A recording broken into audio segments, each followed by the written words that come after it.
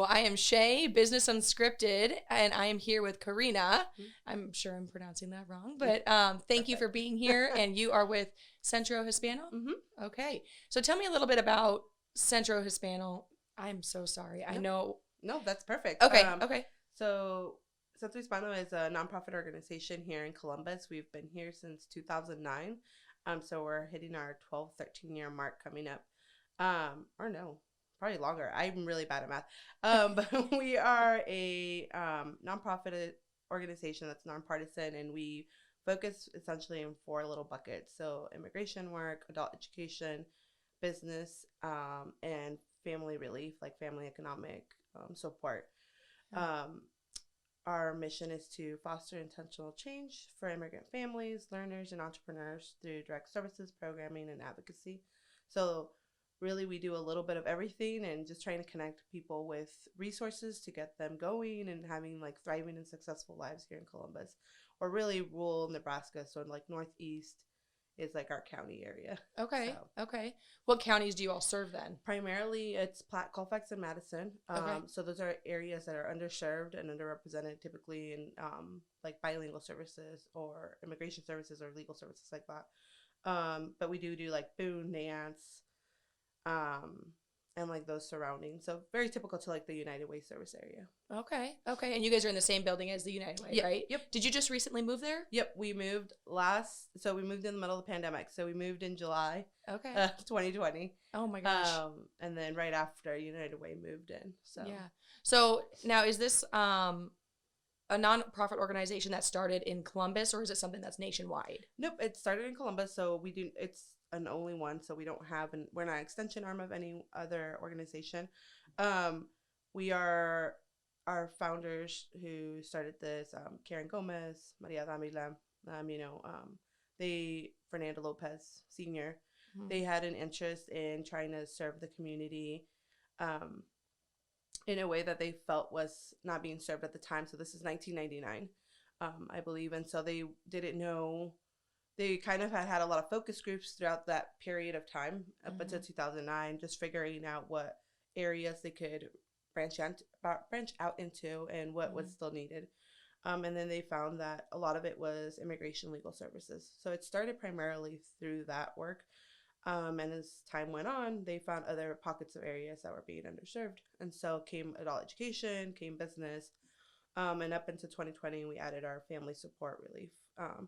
And that was due to the pandemic. We saw more areas being underserved and people not knowing where to go, with language barriers or documentation.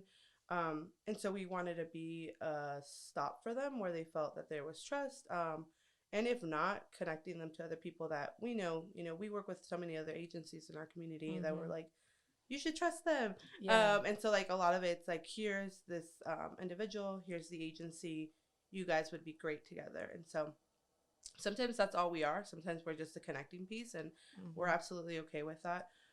We want everyone in our community to thrive, whether it's through us or anyone else. And so that's kind of how that came about. Yeah. So when you say family support, are you doing like family counseling, or what sort of family support do you guys offer? It depends on the individual's journey, but a lot of it's economic relief. So rental assistance, utility assistance, transportation, childcare, you name it. We do partner with the United Way on that to be able to provide them dollars through there. And then we do have other pockets of dollars that are able to provide them with just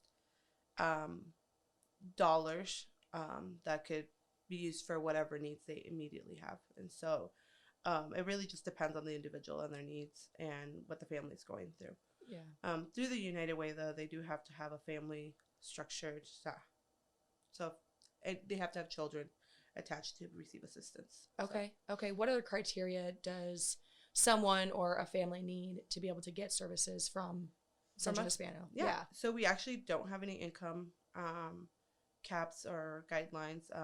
It's a flat fee service, so we really just want to be a playing level field for anyone. And so they just come in. We have the low affordable when it comes to immigration legal services that could get really pricey. So we're really, really affordable for an individual who's just seeking, to become a citizen. Everything that we do is with the intentions of a pathway to citizenship. that's the ultimate goal of anyone who's here, who's needing documentation or, a status. And so we want to get them to that place. And so we do have fee waiver options. We do have assistance options that could help pay for those dollars. To become a citizen, it costs $725 to someone in our community. That could be a whole entire paycheck. And so that we want to make sure that we're setting them up for success and not holding them back by trying to become, a citizen that could help them in the long run. Yeah. And so any of our programming just has either a flat fee or it's absolutely free. So, our GED has a flat fee, individual, and then we pay for their exams. And so every GED exam costs $30 through the state of Nebraska. So they take 4, that's $120 we're saving them for them. Yeah. And so we really want to be mindful of we want to make sure that they keep dollars in their household so that they're able to successfully move forward. And so that's kind of some of the planning we do around that. That's awesome. So how are you guys funded then? We're primarily really heavy foundation funded. So I would say about 60 to 70% is foundation dollars or private donors. So Sherwood Foundation, Peter Kiewit Foundation, the Whites Family Foundation. We also have John and Diane Scott. And so we have a lot of really great support throughout the state for those dollars. And they help support that. From thereafter, it's our fee for service. Makes a small percent on that, and then our fundraising efforts. So, our annual gala and things like that help support some of that work. That's awesome. How many families would you say that you guys have helped get their citizenship since you've opened up? That is a really good question. I don't know if I have a ballpark on that, but just this year alone, our office, I have to think right off the top of my head. We opened more than 200 cases just this year. Oh my gosh. That could be family-based, citizenship, work permits, DACA renewals. So that's a variation of that. But just through our office alone, we service more than 1,300 people this year. Oh my gosh. Through all of our programming. And that's not counting, our Get Out to Vote efforts, our, reminding people information about, special. We do a variety of things around Get Out the Vote. So, reminding people how to register to vote if they're eligible, reminding people where to vote if it's, voting season, the importance of voting. We also let them know if there's special bond issues happening in our community. So when the library came about, we were talking to them about make sure you're voting, yes, for a special bond issue like the library that could help everyone in our community. Yeah. So that's some of the other efforts that we have that aren't configured into the 1,300, but that's still very important work going on in our community. We want people to remember that how to be civically engaged and the importance around that. Yeah, that's awesome. That's amazing. So how many people are there in your office helping out and helping families? Yeah, so we have 8, including myself, 8 full-time staff. They're all bilingual. They're all females. So it's a really awesome place. It's a really energetic, young group. And so it's really nice to see them out in the community. And then we have about 45 steady volunteers in our organization that come through, help out with any of our events. So our Thanksgiving food drive, all of our Christmas stuff, all of our Get Out to Vote work, that we have people come in and help us participate through that. Wow, that's cool. That's awesome. Yeah, really engaging people into the community, like you said, even connecting them and reminding them, to go vote and just be engaged in the community itself, because that is important to grow as an individual and then as a family too. So how long have you been with Centro Hispano? Yeah. I've been at Centro since 2017. Okay. Yeah. So that's going on. This will be my 5th year at Centro. I started younger, so it was really eye-opening to come into a role like this and kind of seeing where the community was at. I grew up in Columbus, so seeing Columbus make that shift as our demographic grew, and how it was being serviced. I always felt that through the schools, my family was really helped to set me up for success. And so I wanted to come back and make sure that other families felt that same way too. So it's really cool to see Centro grow from the time that I left to where I was, and see all the work that was being done. And it really interested me to be like, wow, that's something I'm really interested in doing. So, and kind of giving back. yeah, and giving back to all the people that have been so generous to our family that allowed me the space to, grow and work professionally here in Columbus. And so it was really exciting to see that full circle. Yeah, absolutely. So you were recently appointed a position? Yes, I'm currently on the NCF, so the Nebraska Community Foundation Board. Okay. And yeah, NCF is a really great statewide foundation doing amazing work in greater Nebraska and allowing opportunities for our rural communities to also thrive. So it's like a perfect fit to see that connect come the together. two kind of thing. Yeah. And so they don't really have an association with each other. Are they two separate? From ours? Yeah. They're two separate. So the Nebraska Community Foundation has an affiliate fund here in Columbus, and so they have the Columbus Area Future Fund. And so that they provide dollars through there, and then that they do work to provide, communities projects to be able to start off the ground and pick up. Centro has been recipients of 2 affiliate fund dollars, which allowed our micro business program to start and pick up, and that's a program that's helping small micro businesses in Columbus that are minority owned to thrive, in our community. So that was really exciting to see that kind of come together and continue to work with NCF on that way. Yeah. And they do a lot of work, around people attraction and what that looks like in greater Nebraska, and getting people to come together to see what needs are still need to be met and what are being met, and how to use other communities that are like ours to, help build some of that people attraction work. And getting people to move here. We have lots of great things to offer in Columbus, so we want to make sure people are moving here and seeing the opportunities that exist, and especially the welcoming piece. We want to make sure people feel welcomed as our demographics grow, and what work we're doing around, equity and inclusion, and making sure people feel like this is a place they can call home and feel safe doing that. So if somebody's listening to this podcast and they are either already living here in Columbus or moving to Columbus, how can they get in touch with you or someone there at Centro Hispano? Yeah, so there's a variety of ways people can get a hold of us for services, or just to or other organizations that want to partner, or other people that are interested in maybe donating or being part of our work.